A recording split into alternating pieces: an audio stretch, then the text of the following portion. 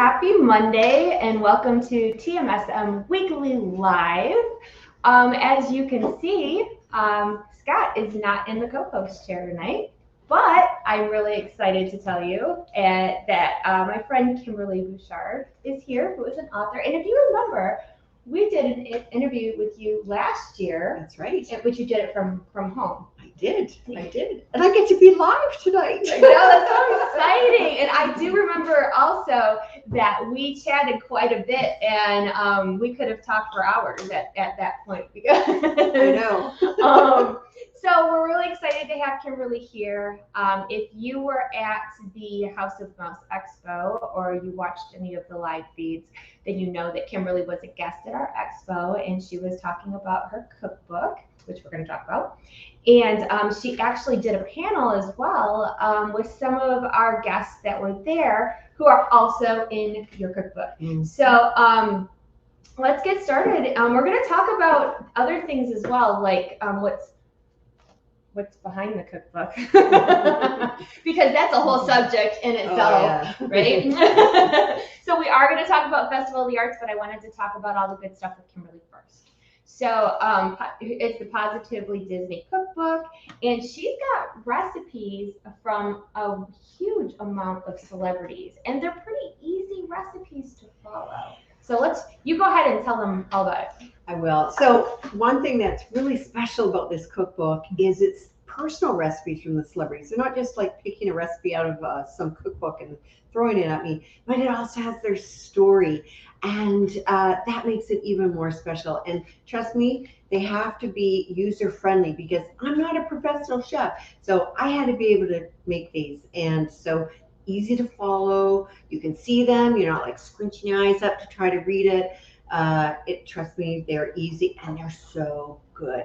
I am now, I'm not going to vegetarian, but I would if I had my cookbook because I love the vegetables. Did you want to flip through one and tell them how easy some of these are, or share maybe one of the stories? Oh gosh. Oh boy. I didn't mean to put you on the spot. Yeah, no, that's okay. Okay, so I just switched, found Margaret Carrie's recipe, Tia Margaret's Pinwheels. So she actually had the longest story in here, but Margaret Carrie doesn't cook. She's actually never cooked in her life. This is her one and only recipe she's ever cooked in her life. And just to give an idea, so it's a pinwheel. It's steak that's marinated and seasoned, and you cut it and you roll it and deep fry it and all that. But it's super easy and they're really delicious. My sons inhaled them. And but Margaret, when I showed her the photo, because I always take a photo of what I make so I can put it on my Instagram or Facebook, and she said, "Oh no, those aren't done right." What? So she told me that she cuts her meat with scissors. I said, "Well, Margaret, we don't cut our meat with scissors." So that's probably why they don't look as big and thick as yours. But anyways, it was super fun. But that's just like, it's a super easy recipe. Let's see, another one. Oh my goodness gracious. Okay, well, I have to tell you that when I said I would become a vegetarian, I mean, I'm not really going to, but I now love vegetables. Oh my gosh. So the voice of Andy provided roasted orange carrots with orange zest and orange juice. Who would ever figure that you would put that on carrots? Oh my word. Woo, hallelujah moment. And our lovely Paige O'Hara, the voice of Belle, has this ginger garlic green bean recipe. And she used to only make it for Thanksgiving and Christmas. And she said, even kids will learn to love green beans. And I'm telling you, she makes it now regularly. And so do I. And it was great. At Thanksgiving, I did the roasted carrots and the green bean recipe to add to my traditional stuff.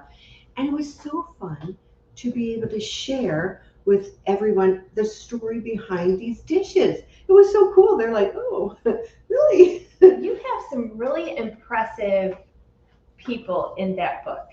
When I was flipping through it, I was like, "Oh my gosh!" You have recipes from Carrie Fisher and Debbie Reynolds that Carrie's brother provided you. I want to hear about that. Yeah. So Todd and I are actually friends. His story with Carrie is in the other series, the Positively Disney series, so the Star Wars edition. But Todd called me one and said, he's like, okay, are you ready to record this? And I'm like, okay, what am I in for? Because he had provided me with Debbie's, a recipe or two of Debbie's and a story with it. And so he went on to tell me the story and the recipe that is not found in a cookbook of Carrie's. But what is so special about Carrie's guacamole recipe is all the A-listers that went to their events, their parties, and that would have that dish. That's what they would have. And there's other recipes so their family was very much, grew up on Tex-Mex. Now, thinking Tex-Mex, I don't know about you, but I think spicy. Yeah, kind of. But guess what? They are not into spices at all. It's totally mild. So one thing that I was kind of new to the whole Mexican food. I didn't even like Mexican food till I moved to the U.S. about 11 years ago because we didn't have Mexican restaurants in Canada, really.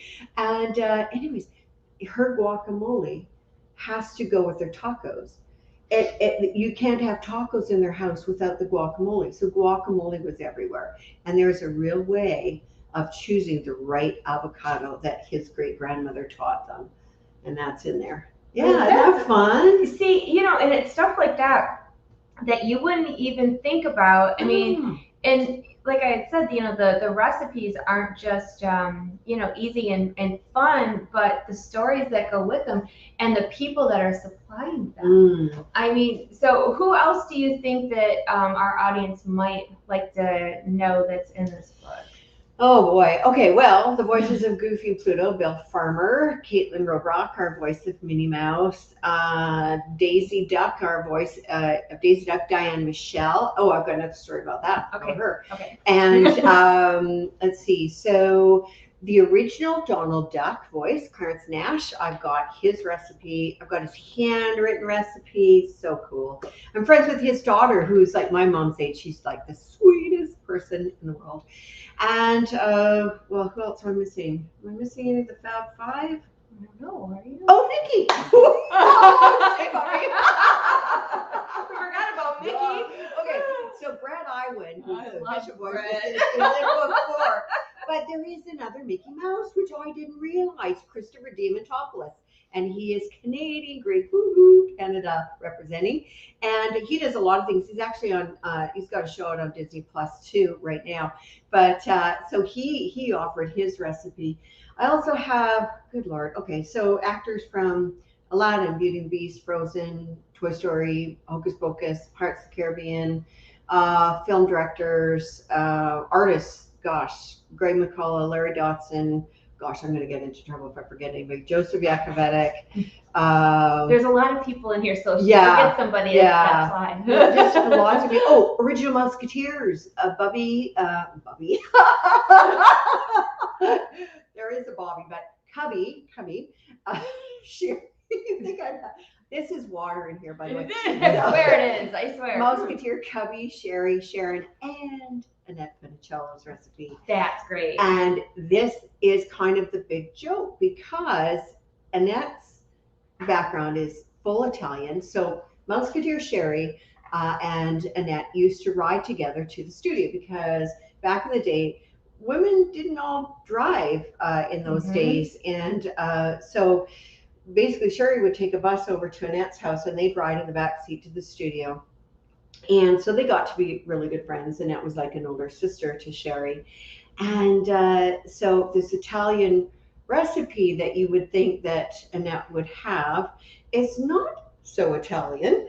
And she pulled the wool over her kids' eyes all their lives, thinking that it was this real family Italian recipe from the old country. And I'm not going to spoil it now with what the ingredient is in it, but you are going to die when you see what the ingredient is. That's funny because you're sitting here talking about, I was following your story, you're talking about how women didn't drive and the Italian recipes. my grandmother's Sicilian and she doesn't drive still. She's 93, but she never did that. And I'm like, oh yeah, and all her recipes and stuff. And you're like, but wait, it's not what you think it's going to be. Yeah. So now I have to look that up. Oh yeah. And I was mentioning Diane Michelle had her recipe, and what's really kind of fun for me is a lot of these people are still in touch with me. It's not like I just get their recipe and kind of done with it.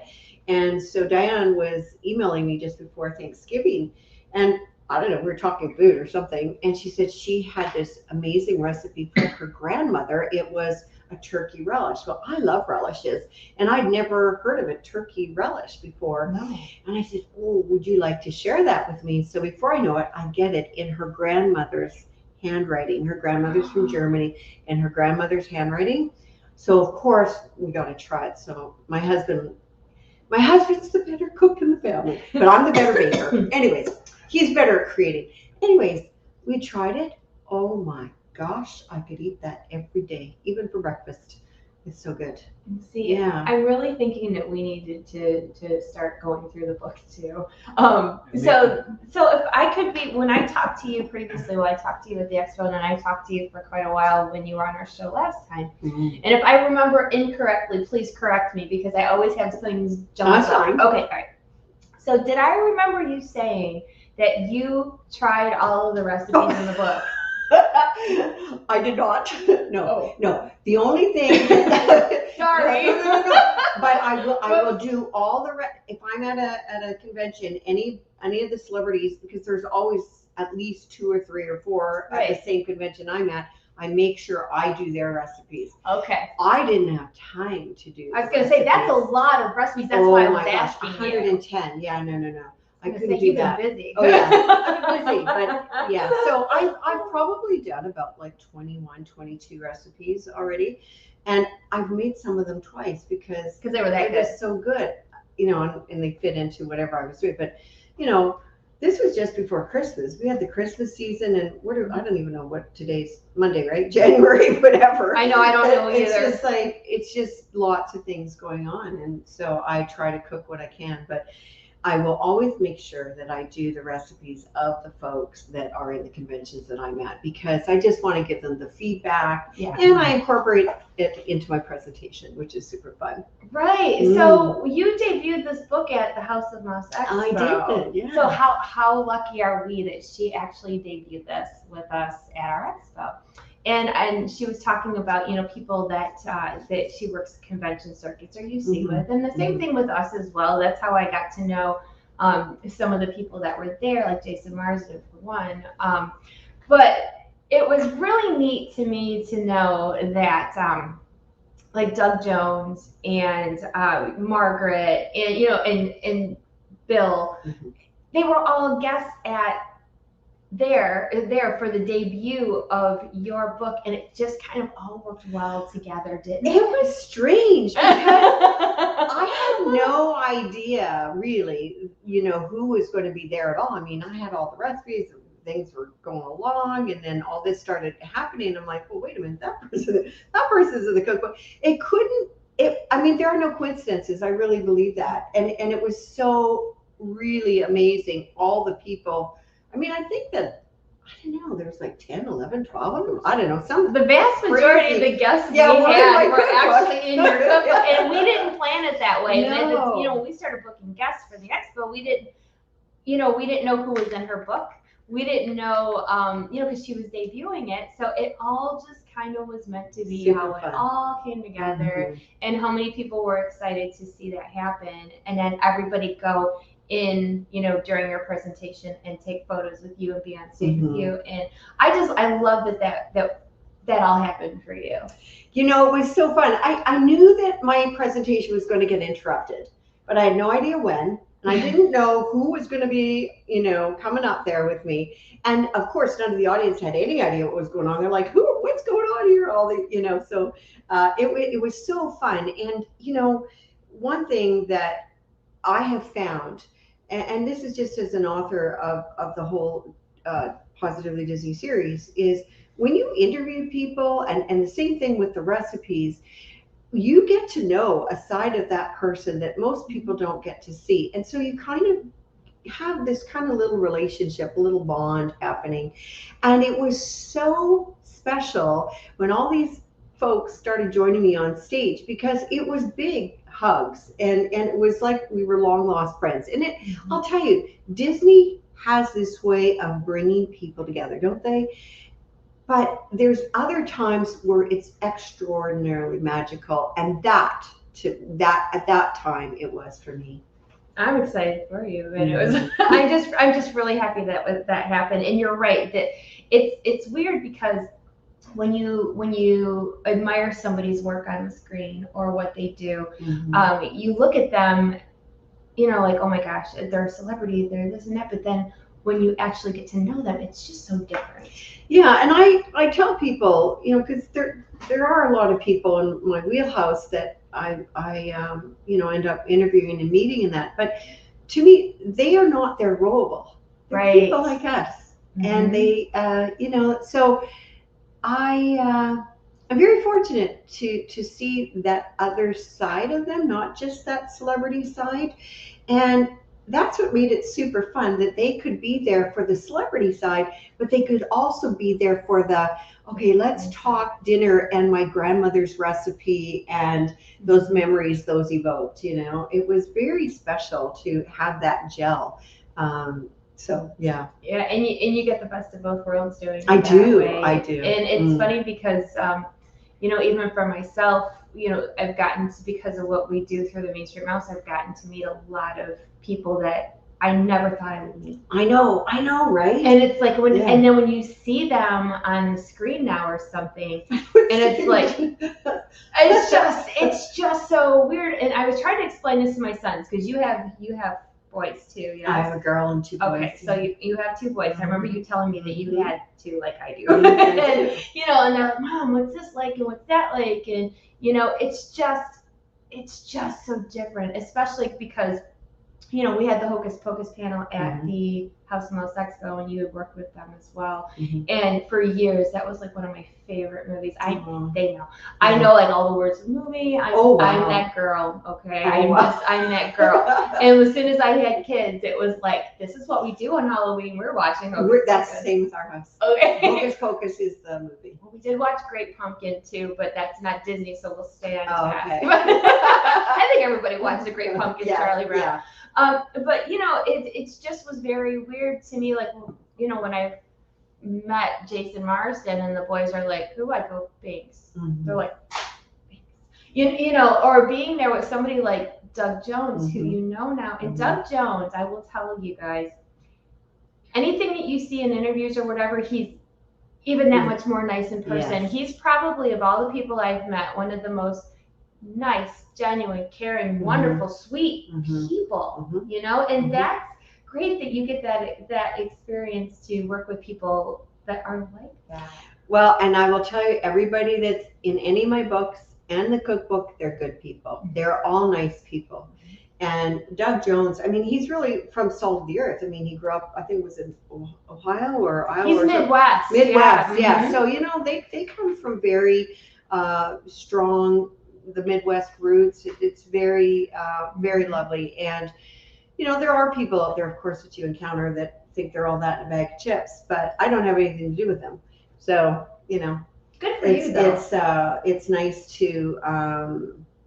to see celeb power or whatever and niceness to top that.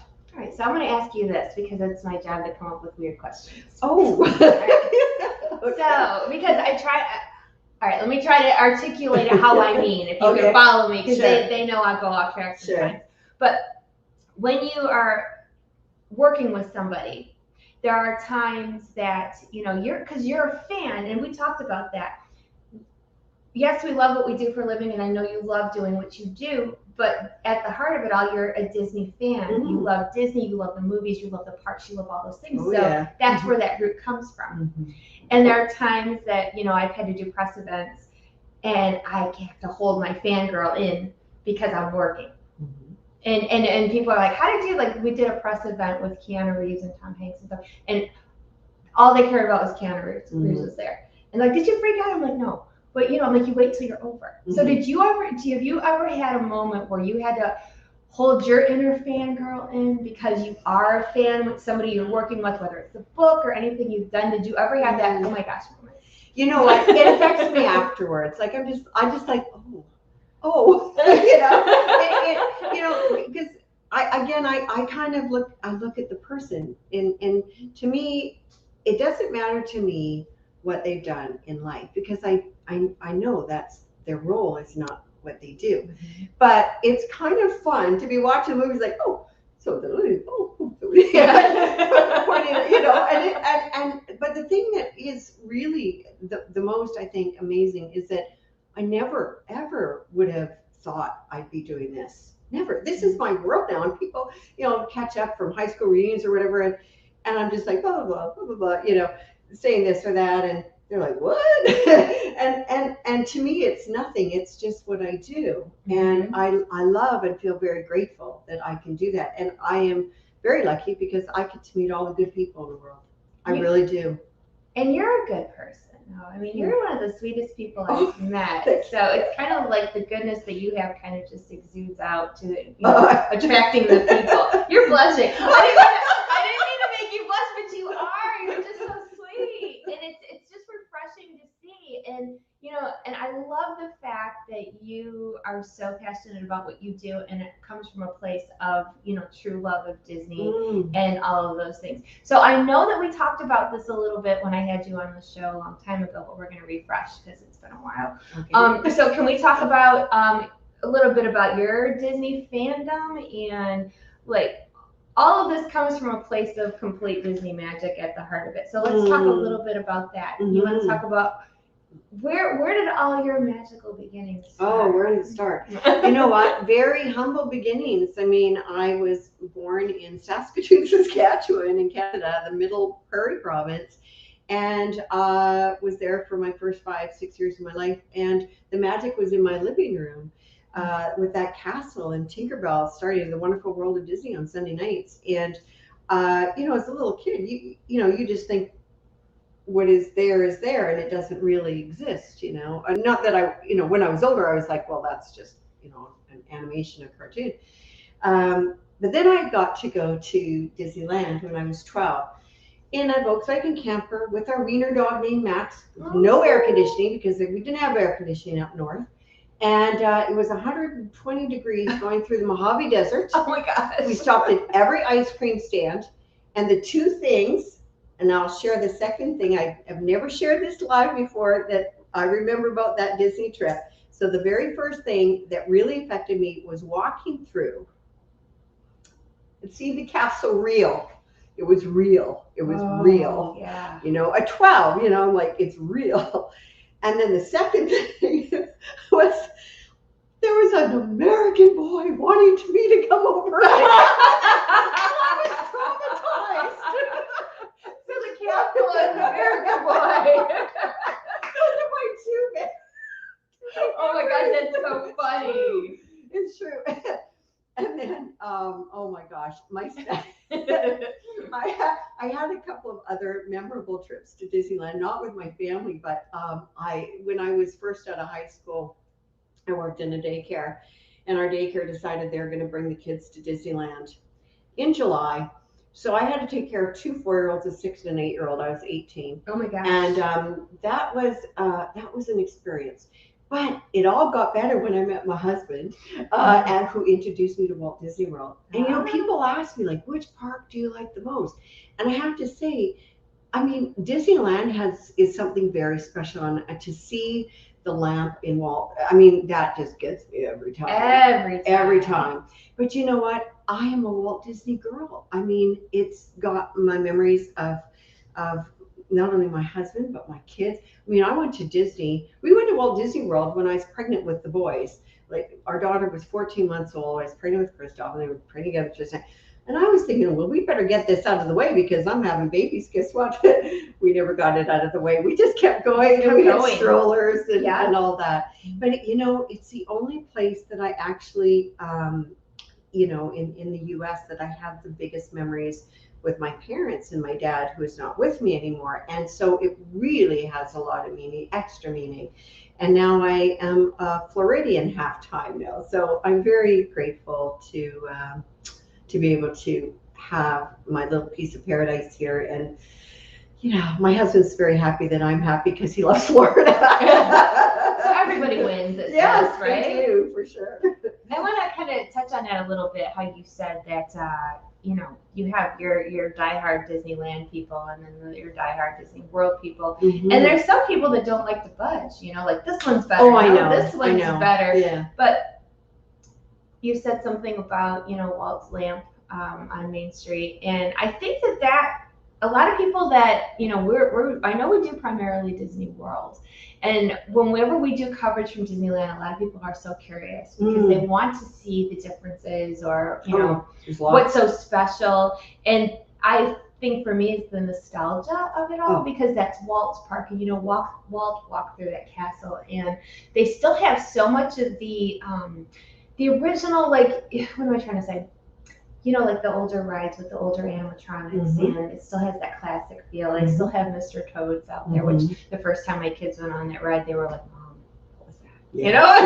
I was afraid of it at Walt Disney World when I was little. Yeah. I was terrified of it, but Well, they even have things. So Walt and Lillian Walt gifted Lily with a tree, and that is there. There, the different artists that I called it the Halloween tree, but it's in sort of where Liberty and Frontier, and it's always decorated with different jack-o'-lanterns, all during the Halloween season.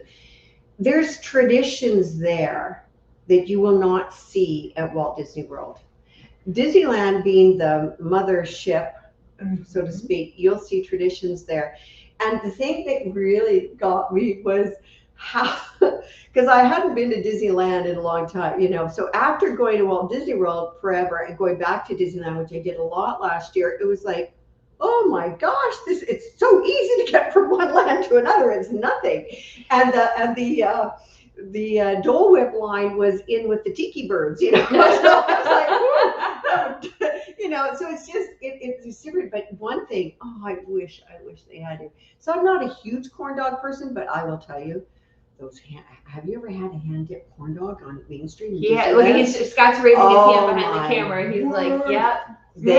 I know, they're the best. If you're not a corn dog lover, you will be after that. Yeah. So. And I'm just gonna say, since we were talking about food and you brought sorry. up food, no, we're gonna keep talking about food. I will say, this is just my opinion, I think the food out at Disneyland is better than Disney World. I like their churros out there better. You said the corn dogs. I mean, some of their food offerings have a variety of flavors of churros. Yes. Yeah. And they don't have the same candy. So there's this stuff called English toffee that is like, I don't know. Scott bought like 7 bags of it. Yeah, because you can't get it here. And it's really disappointing. But you know what? Any Disney park you go to, even Europe or Paris, they didn't have the same candy either. So I remember when I was in Paris and I'm like, oh, Disney, and it's like, okay, this is Disney, but it's not the Disney I know. It's very different. Is it? Yeah. And it's funny that you say that because like he really enjoyed that candy at Disneyland, and then he tried to find something similar here at Disney World and we couldn't find it, so that he was glad that he bought extras. Yeah. But so he's like, oh, more now. I know. I'll see what I can do. So you said that over in Paris it is different. So what's different out there? 'Cause I haven't been yet. Well, they have different attractions, first of all, and they smoke around the parks. Do they really? Well, when I was there, they did. Interesting. And no, I mean they just have different attractions. I mean they do have similar. So, for example, Space Mountain there has a double loop in it. Oh. And that was my kid's favorite Space Mountain out of the 3 parks. Pirates is different. That's so cool. You will see YouTubers or whatever showing different Pirates of the Caribbean in different parks, which is neat. I mean, I really love the overlay at the Haunted Mansion. Garner Holt, he's been on my show before. He is in charge of the overlay at Haunted Mansion and Small World. Oh, and wow. it's so fun. It's so fun because it's all Nightmare Before Christmas. So it's really neat. One thing also is there is somebody that won an actual tombstone in the Haunted Mansion, and his story is going to be in the next book, and it's so fun. He it all went to charity, of course, and how cool is that to have your own haunted mansion, uh, you know, The stones in Haunted Mansion. It was so amazing. Haunted Mansion is my absolute favorite. That's one of my go-to rides. My two go-to rides always in every park is Haunted Mansion and Pirates. Those are my two. That's how we are too. And I, whenever we get back from Disneyland and we try to explain to people who haven't been, the differences and how much longer Pirates is out there. Oh, good Lord. It's a lot longer, but I love it. And there's no fast passes because my husband and I, we had a fast pass and we're like, we're going to hold this off for Pirates. So it comes to the end of the evening and we're like, yeah, look at that crowd. And we're like, where's the fast pass line? And they're like, there is no fast pass line. It's like, oh. Their lines seem to go fast out there. I mean, every time we've gone, maybe it's just the time of year that we go. It's not so bad. You know what? It's a bit to see because we're used to seeing lines that can go outside the building. We know darn well that they're really long inside. Yep. But the very fact that they don't have the same amount of space in Disneyland. Right. So when you see a massive line outside, it isn't really too bad. Nope. So yeah. No, and I love that the Pirates is different out there. Mm-hmm. I like it better. Mm-hmm. And I also, one thing that we've talked about many times, because I love Disney history, and the Hatbox Ghost. And I love the story of the Hatbox Ghost, how he was scary. He showed up, disappeared when they first opened the attraction at Disneyland so many years ago. And then when they put a version of him back in that attraction, you know why he disappeared, right? No. So I know the Imagineer that worked on it. Ooh, do tell. Yeah. So basically, it sometimes you think and have a vision before the technology is available. Okay, and that's just actually what happened with the Hatbox Ghost. It just wouldn't go off as it was supposed to. That's right. So they removed it. And then my friend Jeffrey Shaver, which that was one of his first Imagineering projects on doing the Hatbox Ghost. And he actually grew up in Florida. He lives in California now, actually not too far from friends of mine, and really nice guy. Those Imagineers, there's something special actually. But yeah, so they didn't have the technology that they needed to do that. To do the effect power face and in the box. So they certainly have it now. Oh my God, I love him. Yeah, it's really cool. I love him. The last time we went, our Doom buggy stopped right in front of him. Oh, perfect. I was so excited, I almost jumped out the Doom buggy. I was like, that would be bad. But I was like trying to grab my phone, because I know that we only get to go there maybe once a year, and it's usually to cover for something. Sure. We were there for Avengers Campus. Oh yeah. And I'm like, oh my gosh, I'm recording it, and I'm just loving every second of it. And and every time we go back to Disney World after that, when you go through the attic and the bride's area, and there's that empty spot right there that the Hatbox Ghost could fit, and then there's the controversy of, the Disney historians. A lot of people in Disneyland don't want him at ours because that's ours. He was ours. It's just so funny how Disney. Is that really why they're not bringing it? I don't know if that's why, because I know I had heard through the grapevine a few years ago that they were talking about putting a Hatbox Ghost for the 50th at Disney World. But that didn't happen. No, yeah. And that could be many reasons at this point. Yeah, obvious reasons. There was no way that anybody was going to predict what was going to happen down the road. No, this was like 5 years before the 50th. Right. So I personally haven't lost hope that maybe, but then there's room. I mean, I think it just needs a certain team pushing for that, and we get it. But okay, you're a softie when it comes to Disney. So how would you feel like? Do you think? I kind of get what the Disneyland people are saying because it's something special for that park.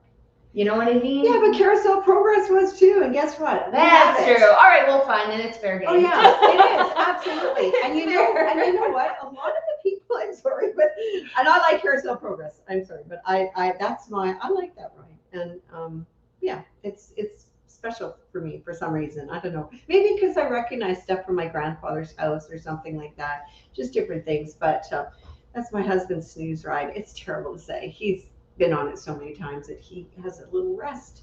So he never complains when I want to go on it, and my family's all for it. So and, you know, and the air conditioning when it's really hot outside, it helps too. oh yeah, and you don't ever have to really wait for it too, You which is don't. nice. And you know what's funny is you were talking about seeing things that reminded you of you and your grandparents, and when they get to the last scene, which is that supposed to be the 80s? Yes, I think so. Or early 90s, I think. But I noticed little things because you're sitting there long enough to pay attention, Oh, yeah. you know? Yeah. And I'm looking at the daughter, and she's got her jeans rolled and pegged up with the scrunchy socks. I'm like, oh my gosh, I'm like, that was me when I was a teenager. Oh, and you know, like the video and the mom's hair and the sweater. Yeah. You know what I would love to see? I would love to see them throw another room on there. Oh, for sure. And they could, because there's that whole blank, you know, when they're bringing you over. Yep. Yeah.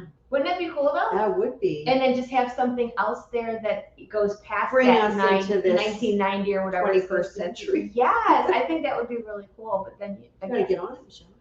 if anybody's watching, can you do that? But I think that's really cool. So I wanted to ask you before we start talking about the Figment mess from the other day. He's not a mess, just things. Not him, just the frenzy. I kept using the word frenzy because it was a absolutely. frenzy. Oh my word. So you were talking about favorites. I'm going to ask you one more thing.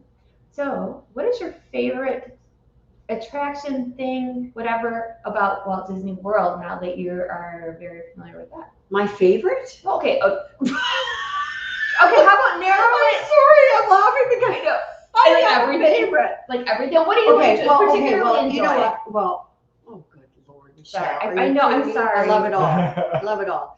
But you know what? I have to say, I love the Ratatouille ride. Oh, I love it. It's so good. I like the music that plays in it. Oh, I love it all. I love it all. And the thing is, so my husband's French Canadian. I speak French. So it's really just kind of got a little special thing to it for us. Of course, Rise is amazing too. I mean, and I have to say that, you know, I don't mention this often, but Flight of Passage is still one of those. I feel like I really do feel like I'm in another world, and I will get emotional off that ride. I don't know if anybody else does, but it's just like you feel like so you're flying. amazing. It's the wind so and amazing. the smells and the whole it's whole just thing. so encompassing. Oh my gosh, yeah. So you know the latest, you know, Ratatouille is the latest for me, and I mean I just love it. I think he's the only rat that I think's cute. Right? I know. It's special to me because when my younger son loved Ratatouille, and he still does. But he went through a season of Christmas where he wanted Ratatouille everything. Oh. So when they opened the ride here, I had to get him on it because it just. And he's in line and he's humming the theme. Oh, really? He can hear it, and I'm like, my mom heart is overflowing. So I'm like, because you know what I bought? What did you buy? I bought the jacket. The chef jacket? You know, I did buy the chef jacket. Good I for gotta you. do some stuff with this cookbook, and I'm like, I'm not going to wear an apron. I'm going to wear a chef jacket. They have the hat where the rat comes out the top. I'm not. That would be a little too much. Too That much? would end up in the soup. Too much. All right. So at the end of the show, we're going to talk to Kimberly about where we can find all her good projects too. But she, before time gets away with us or from us, she was at opening day at Festival of the Arts as well. And, you know, it's so funny because this weekend, like, I don't know what could have happened in the whole world of Disney parks, but nobody cared. Everybody just this was all that they cared about. It's true. It's really true. It's true. So you were telling me that when you got there, the line was long. Yeah. Well, when I got there, it wasn't as long as what it was first thing in the morning, but when I got there, it was 3 hours long, and I was supposed to get a couple. I'm like, yeah, I'm not standing in line.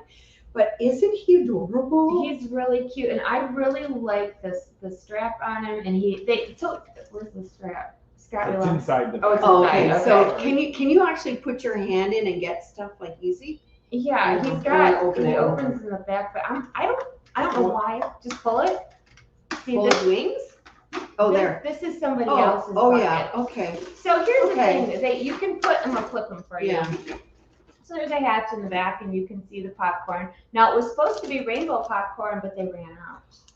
So they started making little bags. But they have this really great strap that goes with it, and it's got the Walt Disney World 50th on there with the little silhouettes of penguins. So we were there all day, and I had a friend that wanted a bucket, but she had deleted her request, let's say, when she found out how the line was. She goes, I take that back, you're not standing in that line. So when I was there at one point, and cast member said it was around 8 hours to wait. Insane. And people were there. And like we had talked before the show started, I think a lot of the reason that is because normally when Disney puts out like a popcorn bucket, they're sold out. If it's okay, let's use 50th anniversary merchandise for an example. People were in, not I'm saying that it wasn't a good thing, but people were in there pushing and trying to get this merchandise, and it was gone in a couple of hours.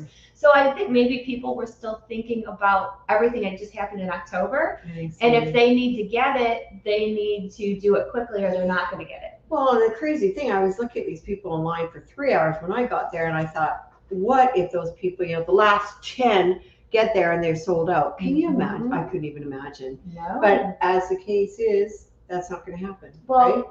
Apparently. that we know of. So the next day I was watching online because people were wanting to know updates. It was almost like everybody was doing a watch. So how long is the line now? Yeah. And then the next day it was roughly about 2 hours. And then yesterday I went to get this for my friend and then get one for a giveaway. And we waited in line about 45 minutes. Yeah. Maybe I probably would have done that. Probably. And the weather was cold. Yes, it gets cold in Florida.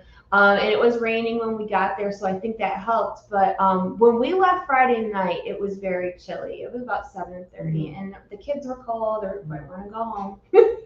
And that line it was still long. It started, so for those that are unfamiliar, the food kitchen that these were at was the Pop Eats booth. And that's across from Starbucks. Now that line went from the booth all the way around the water, you guys, up the middle. And at one point it went all the way to Mexico. Now, really? Yes. Oh, I wasn't there when it was That's crazy. No, and wow. I get it that people, really want what they want, and they were afraid it was going to be just like the 50th and sell out. But when we were there yesterday, we were seeing how they were doing things because, like, we were standing in line, and they were pulling out these big cardboard boxes full of them. Now they did run out of the rainbow popcorn, but they had a line system going where you pay at the booth and then you take your ticket over and pick it up to try to get people through. But it looked like they had quite a bit. I don't know if it's going to last the whole festival, but so all I'm saying is there is hope. Right, and I would think go there early, because even the artists that wanted one, they're like, yeah, we're going to have to go there early in the morning because they can't really go anywhere, and they definitely can't stand in line for a bucket. No, so being that you didn't spend your whole day in line for a bucket, what did you try anything good to eat? Did you go to see anything good in the art booth? Well, I wanted to say hi to all my friends that were there, actually, because it's rare to get everybody in the same area at the same time. So yeah, I just had a great old time visiting with my friends that are in the festival and checking things out, buying stuff. Since I have a Florida home here, I get to buy some things for it, and I don't have to worry about carting it back to Seattle. That's a plus. That was fun. Yeah. No, so it was really fun, actually.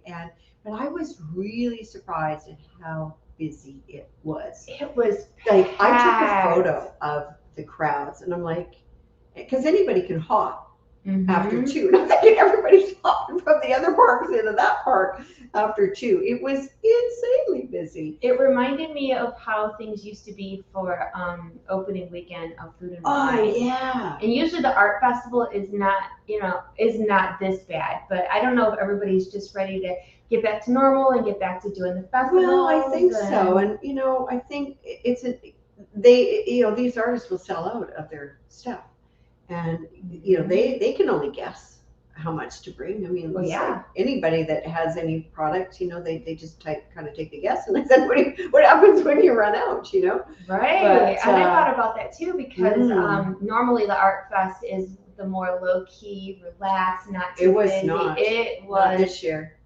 packed. So hopefully they brought a lot of extra supplies, or can get extra supplies, because it is definitely different this year. It is, and you know what I have to say, it was very festive. It was. It was fun. I had a really good time Yeah. walking around. The mood was very positive Yes. and upbeat. And sometimes you go to these festivals and people are a little bit grouchy, they're hot, they're crowded, they're this and that. And the weather was beautiful for opening weekend. It seemed like everybody was just happy to be there. Oh, absolutely. And that was really nice. I had a great time. Yeah, both the artists and the guests. Yeah, it was for wonderful. sure. And it's nice to see some sort of normal, that people are out and having a good Yes. time again. And it's Smiling. smiling. You can see smiles. And even the people in the popcorn bucket line were smiling. I don't know how. Well, I don't know. They must have tag teamed it, or I mean, that's probably what they did. Because I can't imagine. It's funny because I was teasing my boys when we were walking in, and they saw the line go all the way around the water, and I'm like, okay, like, who wants to take the first shift? Yeah. And they're like, they thought I was serious for half a second. They're like, really? I'm like, but that's probably if there is a family there and they have like one day, what are they going to do? Have maybe somebody bring somebody along that doesn't want to do anything and have them like somebody that really doesn't care about the food or doesn't care about the ride. Yeah. Just and what's interesting is I was putting out updates about the popcorn line, and those posts went crazy because everybody was so fascinated because they've never seen anything like that. Yeah, and he's so darn cute. I mean, isn't he? And he's big. He is. You know what's funny? I think he was going to be. So many people say that he's big. Well, look at him. He's ginormous. He is pretty big. But it was very interesting to see the dynamic for what people are willing to do to get like a favorite product. Yes. So let me ask you this. Uh-oh. Is there anything that you can think of on the top of your head that you might wait in a line like that for? Oh, good Lord. Or just even a maybe, you'd consider it. Doesn't mean that you would do it for sure. Maybe for a special purse. Oh. Maybe for a special Harvey's bag, but then I know the Harveys, so I wouldn't wait in line. But You'd be like, I just want this one. I bought the Haunted Mansion set. Oh, did you? Yeah, I did. Yeah. Like maybe. Like I'm just saying maybe I'd do that. But I do want a couple of these little guys. My daughter, when she was younger, she did a little she did a sculpture of. I did a very good job of Figment that I have stored in my little Disney, curio cabinet.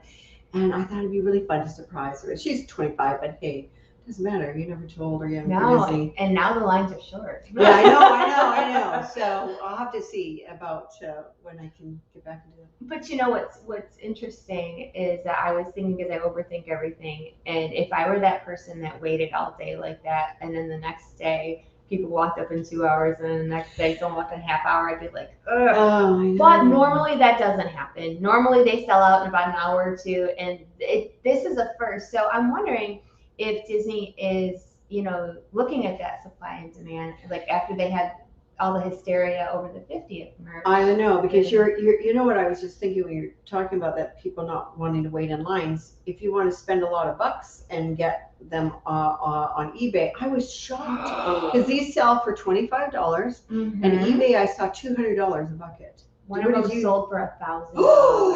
$1,075. What did you see? $1,075, and then they also paid $9 to ship. I couldn't believe they added $9. Shouldn't you just throw in the shipping at that point if you're spending? Now, guess what? Disney's going to think this is not. We need to charge more. Right? That's crazy. Yes. And oh my good Lord! Now I've heard everything. Right? $1,000. I can't even imagine. I mean, I was trying to talk to the kids, and I was thinking, is there something that I would wait in line like that for? And I'm a huge Rapunzel fan. She's my favorite. And if they had a really fancy Rapunzel bucket, I might.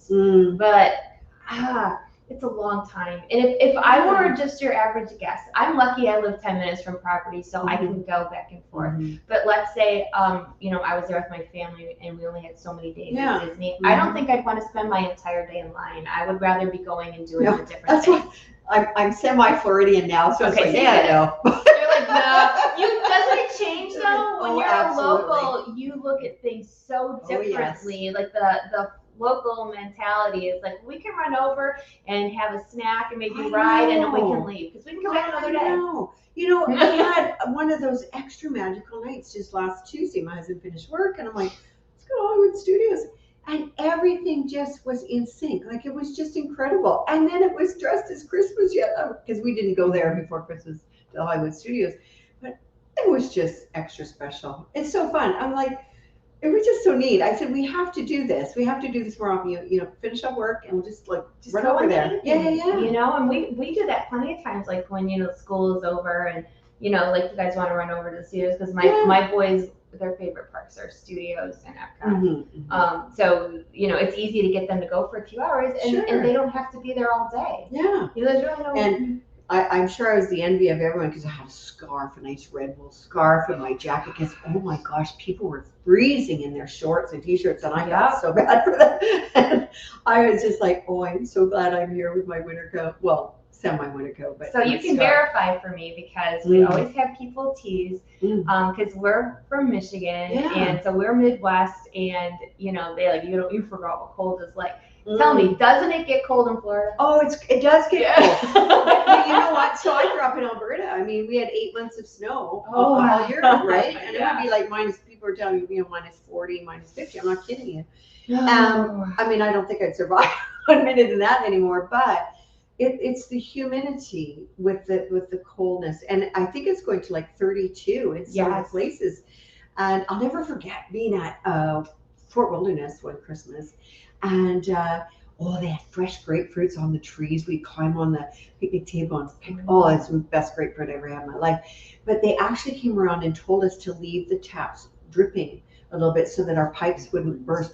And I'm like, oh my gosh, we just escaped this. What are we doing here today? You know? But it's rare. And you know, it was such a treat to be here just before Christmas when it's like 82, 84. Yeah. You know, it'll come back. But it can get cold. It's a bone chilling cold. Thank you. I use those exact words because everybody teases me that, you know, I've lost my Michigan cred. We might have lost a wee bit of that, though. Just a wee bit. But yeah. It's cold. Cold is cold. Your blood's thinner.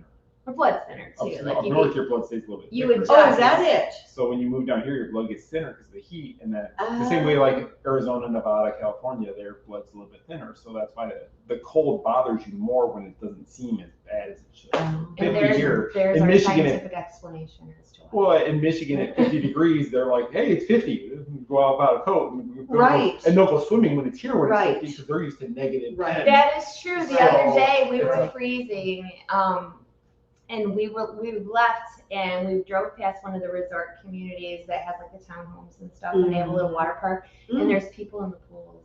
Oh, those are the Northerners. Yeah, and we were just jackets and all this stuff, and I'm looking, I'm like, they're swimming. I'm like, oh my gosh, I just getting cold thinking about it, but it's just different how you see it different. I'll tell you. So one of the things we got when we got our little place here was a hot tub because I don't know. Hot tubs, heaven in a tub, and we discovered, we found out that we could see the fireworks from Magic Kingdom. Yeah, we could see the fireworks from even better. I'm like, whoa! And you know, actually, when it was raining yesterday morning, I'm like, we got to get in the hot tub. It's raining, and we've been in the hot tubs when it's snowing, not here, of course, but. It's just so special and it feels so good after a park day. Yes. Oh my word. Yeah, the best. So we're almost done with our show. If anybody has any questions, Scott is, as you can hear, he's fielding. They've all just been watching and little comments here and there and comments about they love your books. Oh, nice. Thank you. And they've done that. And then they were talking about standing in line. One person said they'd stand 6 hours to meet Patrick Stewart. Oh, okay, these people. That might be, yeah, that might be different. But yeah, everybody here's just, I think they've all been fascinated just listening and listening to the stories. And like I said, a few people have been like, they've already gotten the book and they loved it. Oh, awesome. And Kyle just said he loves spending time in a hot tub. We're Yes. with you. Oh my gosh. So in addition to this wonderful cookbook, what else do you have that you've written? Oh gosh. So the whole Positively Disney book series, which are heartwarming stories from the artists, from the animators, guests, cast members, the actors from all over the world, actually. And it's their love of Disney, the impact Disney has had on their lives. And it's really surprising to find out the very nature that got these people to where they are today, and also the interactions between guests, cast members that really have profoundly changed either people's lives. It's pretty amazing. So that's what I do. So book 6 is coming out this year. Book 5 is the Star Wars edition, and there's a second edition of that coming out. So more stories are going to go into that in time for Star Wars Celebration this year. So that's in the works. And should I mention about next year? You can mention whatever you want. Okay. So there is going to be another cookbook next year because what's happening is I'm very grateful, like, that people love the book, and a lot of celebrities are saying, if we would have known about that book, we would have been a part of it. Because I'm not sure if all of you are aware of this, but I'm working with the charity Feeding America, and 50% of all proceeds of the book go to helping fight hunger and feed our American families. So I told you she's a wonderful person. That's I'm trying to use a little bit of my talents to help. No, that is great. And if those of you that have not checked out Kimberly's books yet, where can they find your collection and this book? Yeah, so you can get it on Amazon, or you can order it in your local mom and pop bookstore. There's 2 versions actually of the cookbook. There's a limited edition, and it is limited edition after those print, we printed the number we did, and that's got the embossing and foil cover. And the regular edition also is available, which is just as nice. But this one is just, it's got a little extra Disney magic in it. So. It's got a little extra pixie dust, yes, right? Yes. Yes. Well, I really appreciate you coming and spending this time with us. Thank you so much. It's so fun to be here live. I mean, we had fun when we Skyped it, but this was great having you actually here. And I know that our viewers will have enjoyed it as well, because Scott's been watching comments and shaking his head. I've seen a few people order the books while I've been sitting here. So that's perfect. perfect. Alicia just said I ordered the cookbooks for my sister and myself. Sarah, books ordered. Oh, thank you. That's wonderful, because definitely easy, fun recipes from some of your favorites, and Kimberly did such a wonderful job. So definitely look up her Positively Disney series, and this book is great. And again, thank you so much for joining us. Thank you. It's been an absolute pleasure. We could talk here all night. We really could. We could do a marathon. Maybe one day we'll do like a 12-hour marathon for charity. Wouldn't that be fun? Yes, we'll just get coffee. We'll just sit here and like just. It might get a little interesting towards the end. It would. See, our audience is used to having some up and down and a little bit of crazy, so they love it. They would go. Wouldn't you? I'd be into that. Oh yeah, it's great. So thank you guys so much for tuning in. I hope you have a wonderful week. And again, thank you, Kimberly. And I will see you guys next Monday back with Scott. So have a great week, and I'll see you